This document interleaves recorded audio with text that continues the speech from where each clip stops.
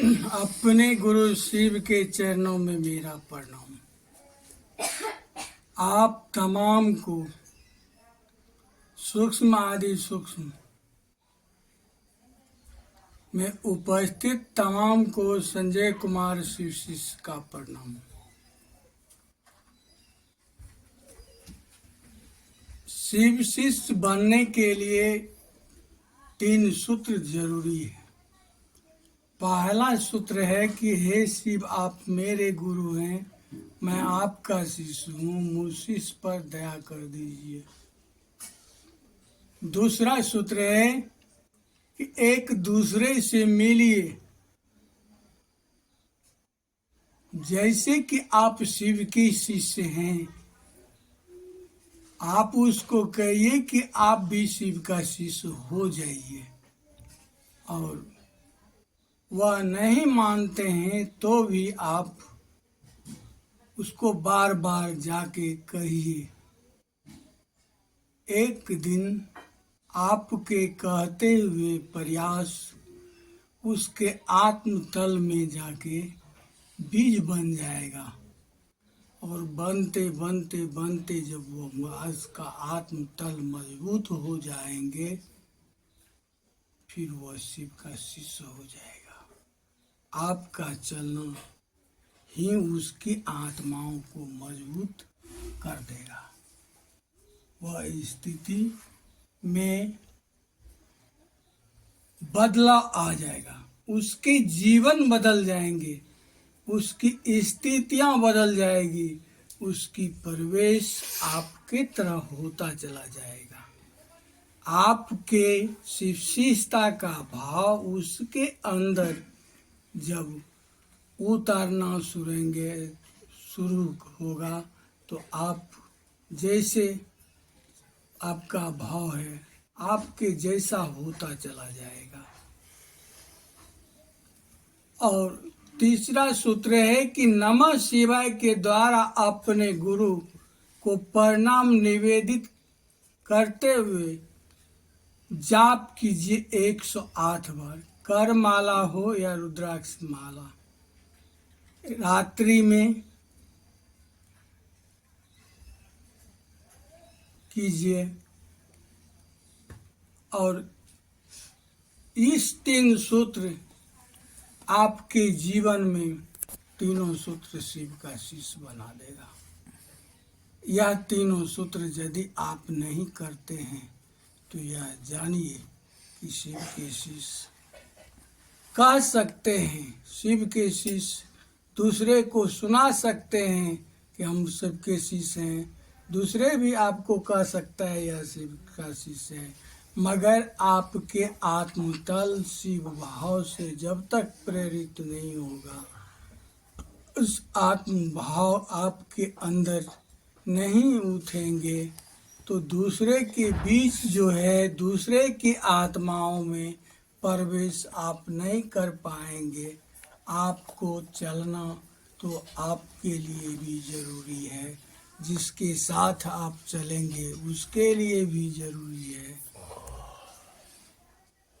और दोनों स्थिति में ऐसा नहीं है कि आप उसके लिए चल रहे हैं, आप अपने लिए भी चल रहे हैं।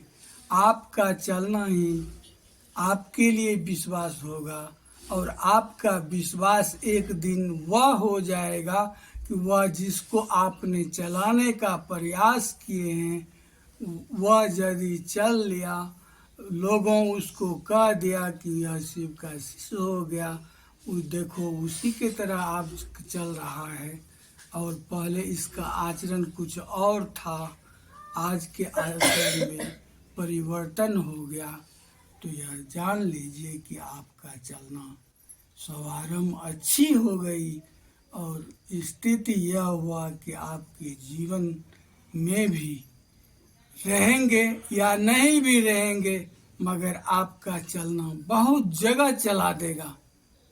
एक एक व्यक्ति को शिव से जोड़ेगा, और चलते चलते कितने व्यक्ति शिव से जुड़ते चले जाएंगे, और व्यक्ति जब शिव से जुड़ते चले जाएंगे तो आप उसके ऊंचे स्तर पर भी बढ़ते चले जाएंगे और आपने हर स्थितियों की में आपका जीवन धारा ही बहुत सुलभ होगा और रास्ता मार्ग ही एक ही होगा कि शिव का शिष्य है।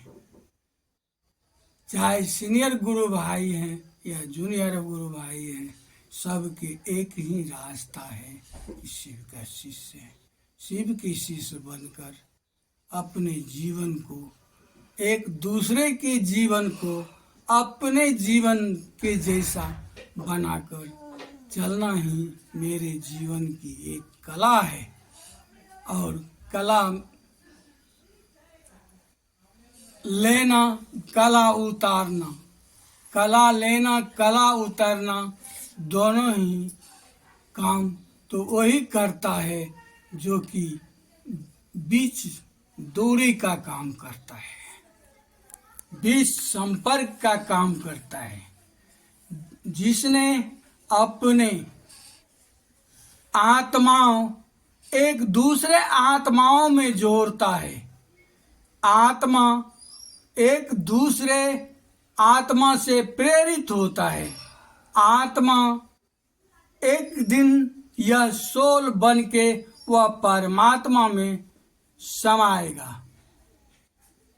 क्षिति जल पावन गगन समीरा, 5 तत्व है, पांचों तत्व 5 में मिलन हो जाएगा और 3 गुण से जो बांधा गया है, यह तीनों गुण भी अपने में विलीन हो जाएगा और एक परमात्मे अणु जो है वह परमात्मे में विलीन हो जाएगा।